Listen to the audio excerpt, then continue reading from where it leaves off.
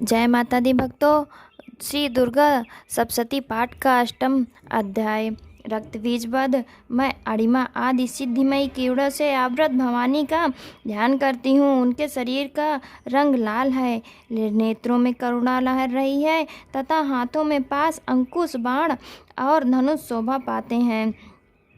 ऋषि कहते हैं, चंड और मुंड नामक दैत्यों के मारे जाने तथा बहुत सी सेना का संहार हो जाने पर दैत्यों के राजा प्रतापी शुंभ के मन में बड़ा क्रोध हुआ और उसने दैत्यों की संपूर्ण सेना को युद्ध के लिए कूच करने की आज्ञा दी। वो बोला, आज आयुध नाम के 86 दैत्य सेनापति अपनी सेनाओं के साथ युद्ध के लिए प्रस्थान करे। कामबु नाम वाले दैत्यों के 84 सेनानायक अपनी वाहिनियों से घिरे हुए यात्रा करें। 50 कोटवीर कुल के और 100 धौम्र कुल के असुर सेनापति मेरी आज्ञा से सेना सहित कूच करें। कालक, दौहार्द, मौर्य और काल के असुर भी युद्ध के लिए तैयार हो मेरी आज्ञा से तुरंत प्रस्थान करें। भयानक शासन करने वाला असुर राज शुंभ इस प्रकार आज्ञा दे सहस्त्रों बड़ी बड़ी सेनाओं के साथ युद्ध के लिए प्रस्थित हुआ।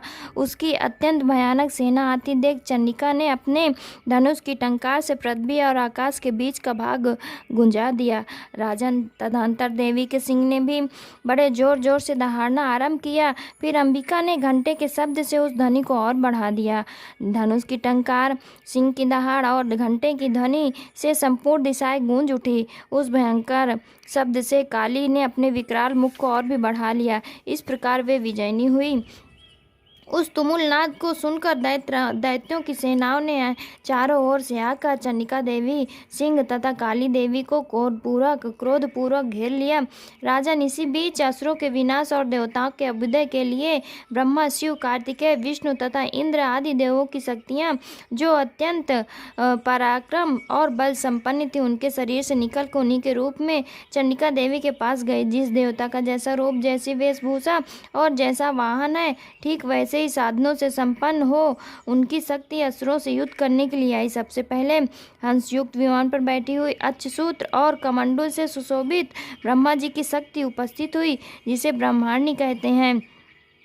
महादेव जी की शक्ति वृषभ पर आरूढ़ हो, हाथ में श्रेष्ठ त्रिशूल धारण किए, महानांका कंगन पहने, मस्तक में चंद्ररेखा से विभूषित हो वहां आ पहुंची। कार्तिकेय जी की शक्ति रूपा जगदम्बिका उन्हीं का रूप धारण किए श्रेष्ठ मयूर पर आरूढ़ हो, हाथ में शक्ति लिए दैत्यों से युद्ध करने के लिए आई। इस प्रकार भगवान विष्णु की शक्ति गरुड़ पर विराजमान हो, शंख, चक्र, गदा, सारंग, धनुष तथा खड़ग हाथ में लिए वहां आई। उन पर यज्ञ वराह का रूप धारण करने वाले श्रीहरि की जो शक्ति है, वो भी वराह शरीर धारण कर के वहां उपस्थित हुई। नरसिंगी शक्ति भी नरसिंह के समान शरीर धारण करके वहां आई। उनकी गर्दन के बालों के झटके से आकाश के तारे बिखरे पड़ते थे। इसी प्रकार इंद्र की शक्ति वज्र हाथ में लिए गजरावत एरावत पर बैठ कर आई। उनके भी सहस्त्र नेत्र थे।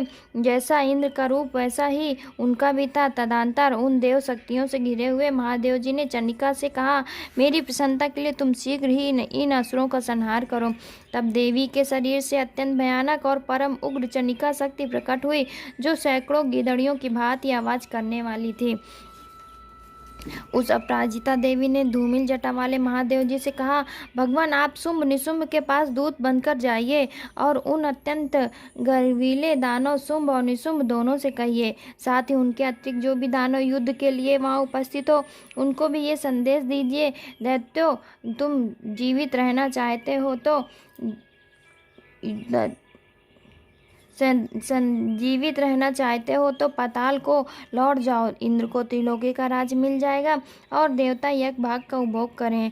यदि बल के घमंड में आकर तुम युद्ध की अभिलाषा रखते हो तो आओ, मेरी सिवाय तुम्हारे कच्चे मांस से तृप्त हो। चूँकि उन देवी ने भगवान शिव को दूत के कार्य में नियुक्त किया था, इसलिए वो शिवदूती के नाम से संसार में विख्यात हुई।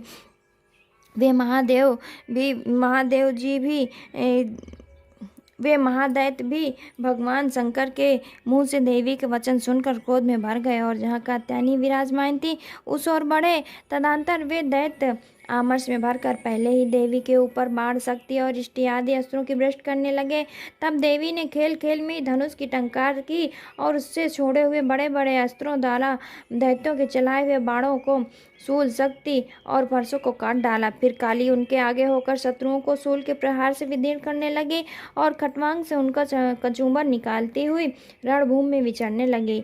ब्राह्मणी भी जिस ओर दौड़ती उसी ओर अपने कमंडल का जल छिड़ककर शत्रुओं के ओज और पराक्रम को नष्ट कर देती थी। महेश्वरी ने त्रिशूल से तथा वैष्णवी ने चक्र से और अत्यंत क्रोध में भरी हुई कार्तिकेय जी की शक्ति ने शक्ति से दैत्यों का संहार आरंभ किया। इंद्र की शक्ति वज्र हाथ में लिए सैकड़ों दैत्य दानों को रक्त की धारा बहाते हुए पृथ्वी पर सुला दिया। वराही शक्ति ने कितनों को अपने थूथुन के मार से नष्ट कर दिया। दाढ़ों के अग्रभाग से कितनों की छाती छेद डाली और कितने ही दैत्य उनके चक्र से विदीर्ण हो गिर पड़े। नरसिंगी भी दूसरे महादैत्यों को अपने नखों से विदीर्ण करके खाती और सिंहनाद से दिशाओं और आकाश को गुंजाती हुई युद्ध क्षेत्र में विचरने लगी। कितने ही असुर शिवदूती के प्रचंड अट्टहास से अत्यंत भयभीत हो पृथ्वी पर गिर पड़े और गिरने पर उन्हें शिवदूती ने उस समय अपना ग्रास बना लिया।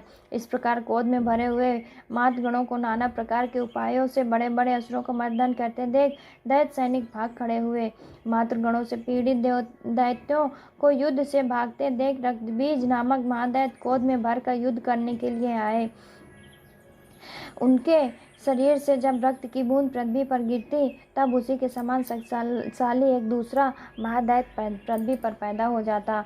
महासुर रक्तबीज हाथ में गदा ले इंद्र शक्ति साथ युद्ध करने लगा। तब इंद्री ने अपने वज्र से रक्तबीज को मारा।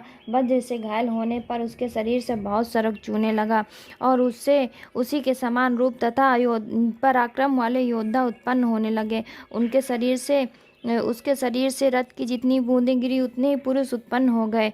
वे सब रक्त बीज के समान ही बलवान, वीरवान तथा पराक्रमी थे। वे रक्त से उत्पन्न होने वाले पुरुष भी अत्यंत भयंकर शस्त्रों का प्रहार करते हुए वहां मात्र गणों के साथ घोर युद्ध करने लगे।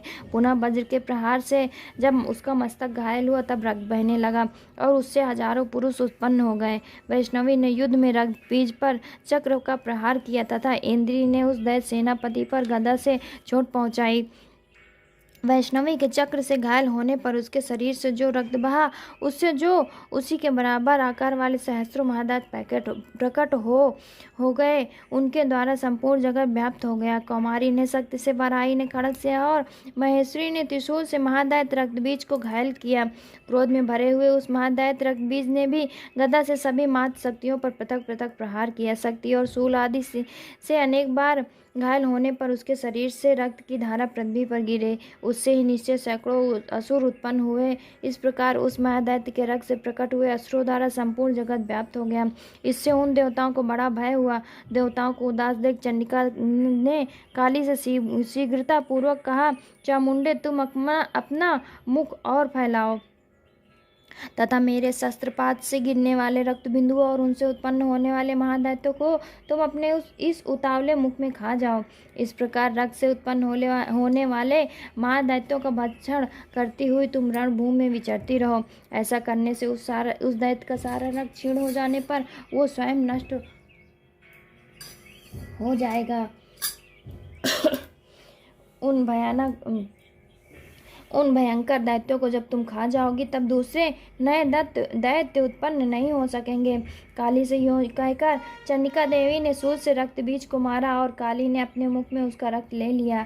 तब उसने वहां चंडिका पर गदा से प्रहार किया, किंतु उस गदापात ने देवी को तनिक भी वेदना नहीं पहुंचाई। रक्त बीज के घायल शरीर से बहुत सा रक्त गिरा, किंतु ज्यों गिरा त्यों चामुंडा ने उसे अपने मुख में ले लिया।